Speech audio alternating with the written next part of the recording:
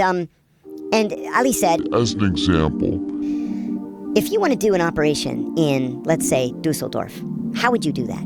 And Abu Zubaydah said, well, there's this guy, Muhammad, and here's his phone number. Muhammad lives in Dusseldorf, and he has a cousin, Abdullah, and Abdullah has access to weapons. And here's Abdullah's email. And then Abdullah's got a friend, Rashid. They meet at the coffee shop, and Rashid has access to explosives. And then we're able to call the Germans and say, hey, listen, you have a serious problem in Dusseldorf, and here's what you need to do. And then they kick down the door and they grab these guys. That saved lives. The other thing that he told us, and he laughed, actually, because Ali didn't know what the heck he was talking about.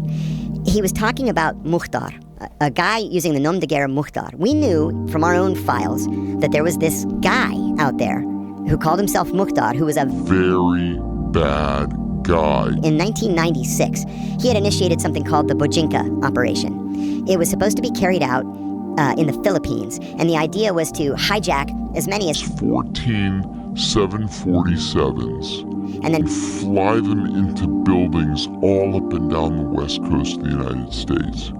It just so happened that one day, Mukhtar, working on his plan, his diabolical terrorism plan, he went out to have lunch. And when he went out to have lunch, the cleaning lady came in to clean the apartment, and she sees all this stuff laid out, and she said, that looks like a terrorist attack being planned. She calls the cops. The cops come and say, ooh, this looks like a terrorist attack. We better call the Philippine Intelligence Service.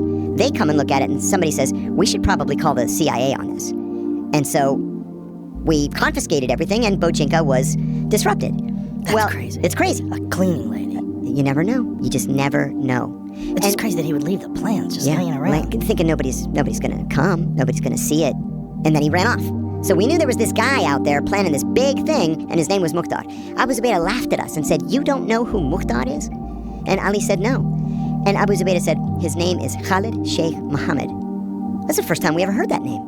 We didn't have any documents in any files that were about any guy named Khalid Sheikh Mohammed. But that was the very first time we were able to piece it all together. And it was thanks to Abu Zubaydah, in turn, thanks to Ali Soufan's treating Abu Zubaydah with respect. But on August the 1st, 2002, George Tenet went to the White House, and he asked the president, for reasons that have never been made clear, he asked the president to turn over primacy to the CIA. He did that. And the CIA director, Robert Mueller, to his credit, he knew exactly what was going to come. Not only withdrew FBI personnel from the secret site, he withdrew FBI personnel from the country that the secret site was in. And within 12 hours, the CIA began to torture Abu Zubaydah. He went completely silent and remained silent. And then the FBI went back to the president and said, look, the CIA is screwing this up. We were getting all this intelligence from this guy. Now he won't say anything. And we're putting him in a coffin. And we heard that he had this irrational fear of bugs. So we pour a box of cockroaches on him in the coffin and close up the coffin. And we would open it up every couple days to change his diaper and give him food. And he went nuts. And so finally, the White House turns everything back over to the FBI. It takes Ali months to get him to talk again.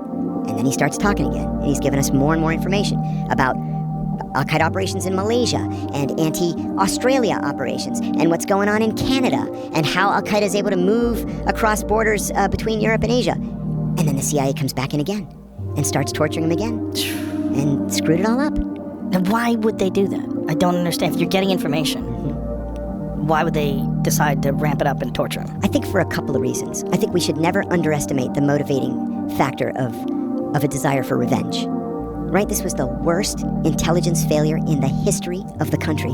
3,000 people died because we hadn't done our jobs.